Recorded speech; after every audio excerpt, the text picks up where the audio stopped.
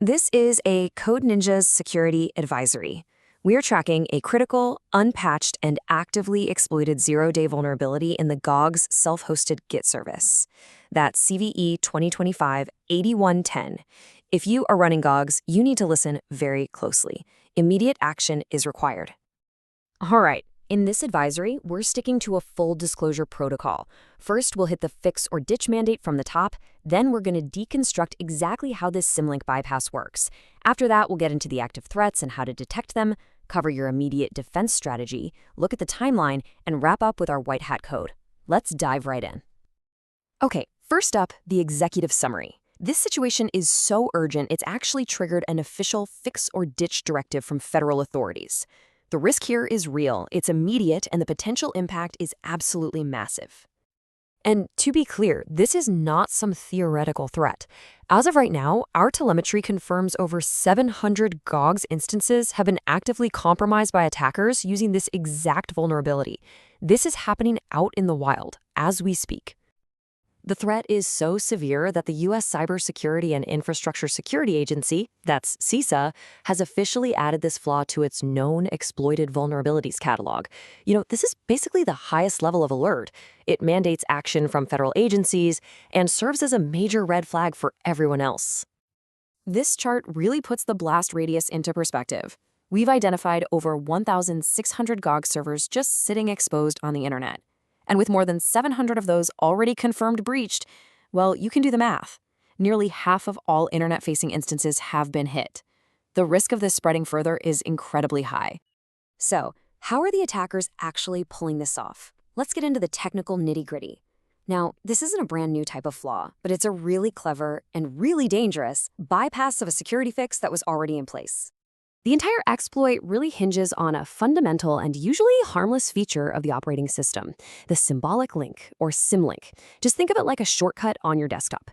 The problem is, attackers are abusing the trust the system puts in these shortcuts. And here it is, the heart of the vulnerability. See, a previous patch made Gogs validate the names of files to prevent writing outside the repository. But that fix completely missed the symlink trick. Gogs checks the name of the symlink, says, yep, looks good, and approves it. But when the right operation happens, the operating system doesn't care about the name. It just follows that link to its real destination, letting an attacker overwrite just about any file on the server. And the attack itself is just deceptively simple. An attacker with just basic user permissions, which, let's be honest, are often easy to get with open registration, can create a repo, commit a symlink pointing to a critical config file, and then use the API to write their malicious payload. Boom! The result is full remote code execution on your server. Okay, so we know how it works. Now let's talk about who's behind this, and more importantly, how you can start hunting for their footprints on your own systems. Our analysis is pointing to automated smash-and-grab style attacks, probably from botnets, that have been active since at least July of last year. These campaigns are dropping malware, including a command and control framework called Supershell. Now, attribution is always tricky, but the tools and techniques we're seeing suggest a possible link to threat actors based in Asia. These are the breadcrumbs you're looking for. You need to be hunting for these indicators of compromise immediately. Keep an eye out for newly created repositories with random 8-character names. Scour your .get/config files for any unauthorized SSH command entries. And, of course, monitor for any weird network connections or processes being spawned by your Gogs service. All right, this is it, the most critical part of this advisory. Let's walk through your immediate, actionable defense plan to lock down your infrastructure. Let me be absolutely crystal clear about this.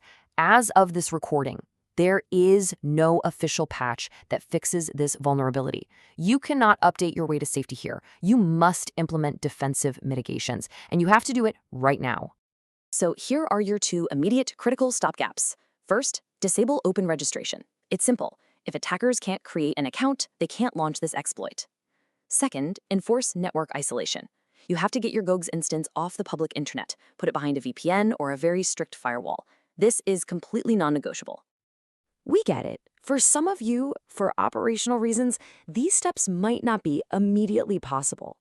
And not raises a really tough question, but it's one that the federal authorities have already answered for us. CISA's directive could not be more blunt. Fix or ditch. If you cannot apply these mitigations, you must take the product offline. period. Discontinue its use.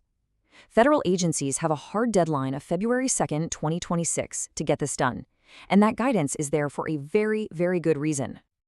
To really understand the gravity here, let's just quickly run through the timeline. This really shows how a stealthy zero-day exploit ballooned into a public federal mandate.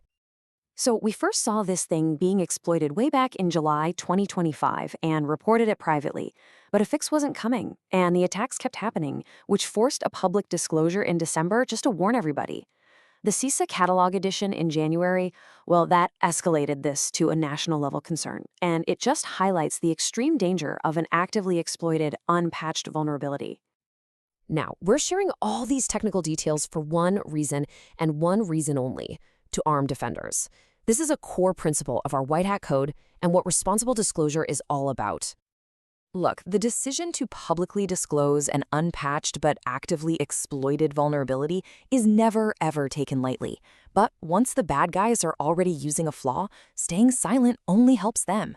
Our priority has to shift to giving defenders like you the intelligence you need to protect your networks. And I cannot stress this enough. This information is a shield, not a sword.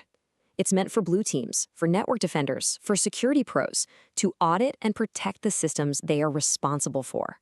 Using this for any kind of unauthorized activity is illegal and completely unethical.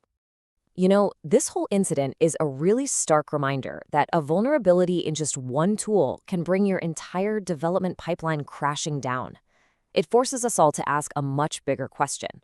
How confident are you really in the security of every single tool you rely on every day? Stay vigilant out there.